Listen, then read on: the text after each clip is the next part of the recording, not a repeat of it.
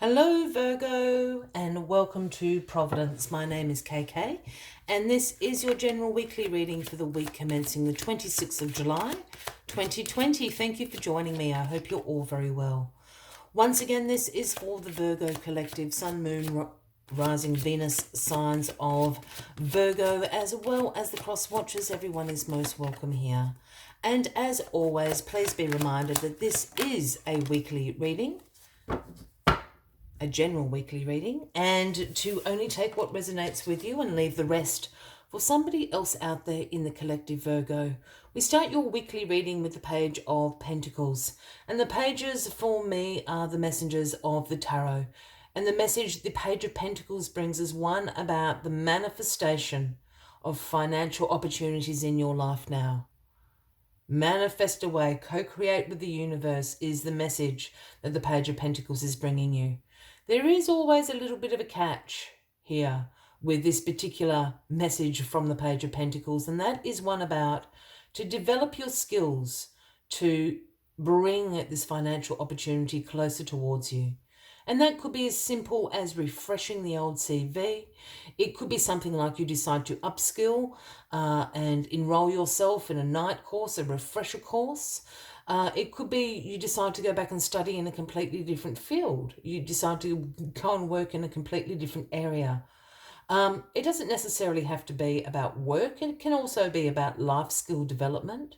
Perhaps you decide to do a course on how to create a budget, how to create a household budget or something like that. But the Page of Pentacles is urging you to co-create with the universe. The financial opportunities are around you. You just need to apply yourself. It's not going to fall in your lap. You just need to apply yourself. Put a little bit of an effort in, is the message of the Page of Pentacles this week for you, Virgo. Let us get all the cards on the deck for you and let's see what we can find out about these financial opportunities that are around you at the moment. Oh, the Five of Cups is, because I actually think I know why this is sitting here. The Five of Cups is the card at the bottom of the deck this week. And it's your overarching energy. Look, and the Five of Cups is a card about you feeling a little bit regretful, a little bit disappointed, perhaps even pessimistic about a particular situation. Here you are in your black robe, your head is downcast. You're concentrating down here on these Three of Cups that have spilt over. And for you, the spilt cups represent a wasted opportunity, perhaps, something that you didn't grasp hold on, perhaps potential that you haven't used in the past. This is why you're feeling pessimistic about the future. But what you're not looking at is these two cups over here behind you, full, up straight, full to the brim, overflowing with opportunities, untapped potential that you have. And these opportunities are yours for the taking. These opportunities spilt over were never yours. So don't cry over spilt milk, so to speak. Turn around and have a look at what is available for you. And that will change your mindset quite quickly, I am sure, Virgo. Let us see what is crossing you. Choices, choices, choices. The Seven of Cups is crossing you. Now, the Seven of Cups is a little bit of a tricky card because while this is a card about options, decisions, choices, opportunities, all available to you, it comes with a little bit of illusion attached to it as well. While all of these things may be available to you now, the warning, the caveat that goes with the Seven of Cups is choose wisely what opportunities you want to bring into your life. For instance, all these cups are full to the brim, but perhaps you don't want the serpent up there. You might not want the devil. Look, you may want the jewels or the laurel of victory. So not all that glitters is always gold is a saying that I use when the Seven of Cups comes up. So choose wisely. And while you are manifesting this opportunity, just ensure that you are very succinct and very clear and precise about what you want to bring into your life. Because the universe can be a bit of a trickster at times. We all know that. Be sure to be specific and precise about what you want to bring into your life and choose wisely. The Four of Pentacles is in your past position. Now, the Four of Pentacles is about holding on to your money. This is about you wanting financial security and control at the moment. And I have a feeling that there is a little bit of scarcity going on. You know, meaning perhaps there's been some unexpected bills that needed to be paid. You may have recently lost your job, been made redundant. There's something going on here with your finances. It is in the past, but I feel it's in the recent past, the last couple of months. And the Four of Pentacles is always a card just saying hold on to the money that you do have if you can. Keep it close to your chest, put your feet on it. Nobody's going to get your money. Save it for a rainy day. I'm feeling like this is all a job reading. I thought that when we flipped over the page of Pentacles, and that's sort of why I did go, with the Five of Cups here. There are opportunities available to you now. Take them. The Devil is sitting in your grounding position this week. This is the Capricorn card, Virgo.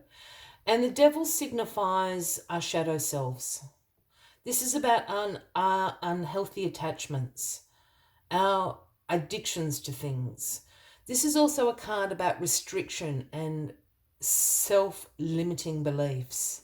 Here we have divine feminine and divine masculine, and they're shackled here to the podium that the Devil sits on. And that's talking about our restrictions, talking about the self-limiting beliefs we have. And I think for some of you out there, this is exactly what this Devil card is about. If this is the case of you have recently lost your job or been stood down, made redundant, whatever the case may be for you, it's put you into this pessimistic mode, and now you're thinking, oh, well, I can't do that. I'm not smart enough to do that job, or oh, there's going to be 100 of people that apply for that job, so I won't make the effort. It's that sort of self-talk that is now limiting you. So you need to do some shadow work this week and clear yourself of that, because there are opportunities all around you at the moment. Yeah. The Hierophant. Oh, you've got your cousins either side, the Devil and the Hierophant, Virgo, which is the Taurus card. That's what I meant by your cousins. The Hierophant in your crowning position this week. This is the Taurus card. And the Hierophant card does have a religious and a spiritual overtone. For essentially, this is the Pope card. But it's also a card about conformity, a card about tradition, a card about institutions. And I always see those institutions, yes, you know, they can be religious institutions, but I also see that as educational institution, financial institutions, government institutions, is how I see this Hierophant card. And there's something this week about taking the traditional method.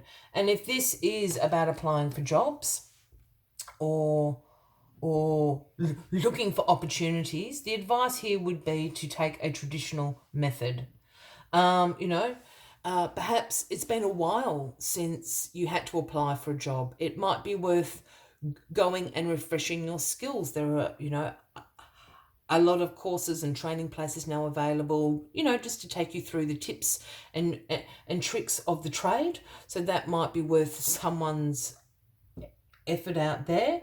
Otherwise, go for those traditional methods of looking for work. Go to the job classifieds, whether that's a website, whether that's a newspaper. It could even just be, how people used to put sort of like the poster up on the notice board sort of thing. Have a look at all of those. What I'm suggesting is not going against the grain. Don't all of a sudden barge into the CEO's office and demand a job. That's not the way to go about it this week. Sometimes that works, but not this week. The High Priestess is where we end your weekly reading as the outcome. Now, this is the Pisces card, Virgo. Now, the High Priestess is all about subconscious, the intuition. The moon sits at her feet, speaking about those two things. She holds the sacred scrolls, the ancient scrolls of knowledge in her hand. She is the seer. This is the divine feminine card as well. Now, the High Priestess, as I just mentioned, works in a way of intuition of the subconscious mind. Pay attention to your dreams this week. Pay attention to your dreams this week. If you're into yoga or meditation practices, pay attention to, any insights that might come to you throughout those sessions, because these are the realms in which the High Priestess works. But something is going to be downloaded to you. And it's certainly in regards to the manifestation of this opportunity around you at the moment. The High Priestess is almost going to give you the key to unlock it. This is what's going to happen, but be aware that she works in these intuitive ways. Very, very interesting reading here, Virgo. As always, I like to take one final message to summarize the weekly reading. But if you are resonating with this reading, by all means, please give the video a like. Please feel free to leave a comment if you would like to. And if you haven't already, please click on the subscribe button below the video, as I do have ongoing weekly readings available for everyone. Let's get this final card out for you. Yeah. One of my top 3 favourites of all time, the gorgeous Starfish Spirit. It is the number 59. And the message Starfish Spirit brings is open to the infinite possibilities. And that's what you need to do this week. Open yourself up to the infinite possibilities. What is out there for you, Virgo? Let us have a look at what other messages Starfish Spirit has for you this week.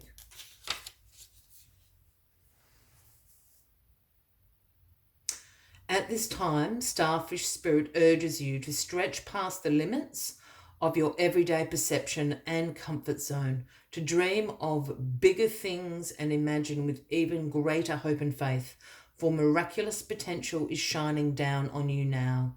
Feel it and bask in it, and open yourself to be filled with inspiration. This is a very fortunate sign that Starfish Spirit has come to remind you of your infinite potential. I will leave you with that as the final message of the week, Virgo. I wish you a fabulous week ahead. I do look forward to seeing you next week. And until then, from me to you, much love and light. Bye-bye.